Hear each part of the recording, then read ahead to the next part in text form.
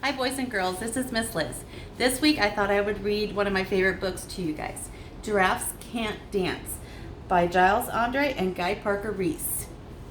Follow along. Giraffes Can't Dance. Giraffes Can't Dance by Giles Andre and illustrated by Guy Parker Reese.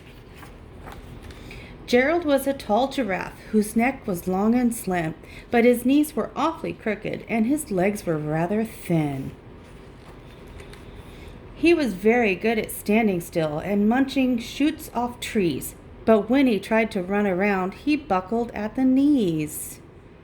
Poor Gerald. Now, every year in Africa, they hold the jungle dance, where every single animal turns up to skip and prance. And this year, when the day arrived, poor Gerald felt so sad, because when it came to dancing, he really was very bad. The warthogs started waltzing, the rhinos rocked and rolled, the lions danced a tango that was elegant and bold. The chimps all did a cha-cha with a very Latin feel, and 8 baboons then teamed up for a splendid Scottish reel. Looks like they're having fun. Gerald swallowed bravely as he walked towards the floor, but the lions saw him coming and they soon began to roar. "Hey, look at clumsy Gerald," the animals all sneered. "Giraffes can't dance, you silly fool. Oh, Gerald, you're so weird." Gerald simply froze up. He was rooted to the spot. "They're right," he thought. "I'm useless. Oh, I feel like such a clod."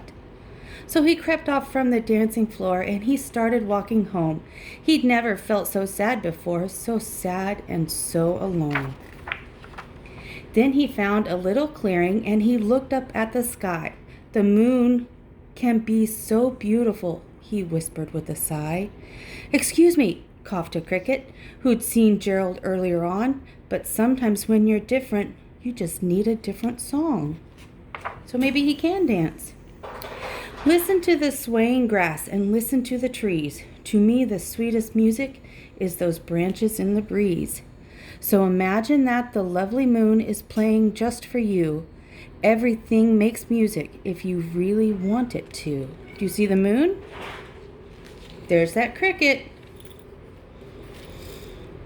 With that, the cricket smiled and picked up his violin. Then Gerald felt his body do the most amazing thing. His hoofs had started shuffling, making circles on the ground. His neck was gently swaying, and his tail was swishing round. Oh, Gerald's starting to boogie. He threw his legs out sideways, and he swung them everywhere. Then he did a backward somersault and leapt up in the air. Gerald felt so wonderful. His mouth was open wide. "I am dancing! Yes, Go. I am dancing! Yes, I'm dancing! I am dancing!" Gerald cried. "Look, there's that naughty lion."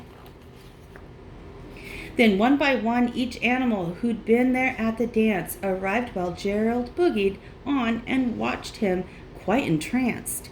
They shouted, "It's a miracle! We must be in a dream! Gerald's the best dancer that we've ever seen!" "How did you learn to dance like that? Please, Gerald, tell us how." But Gerald simply twirled around and finished with a bow. Then he raised his head and looked up at the moon and stars above. "We all can dance," he said, "when we find music that we love." Okay, boys and girls, thank you.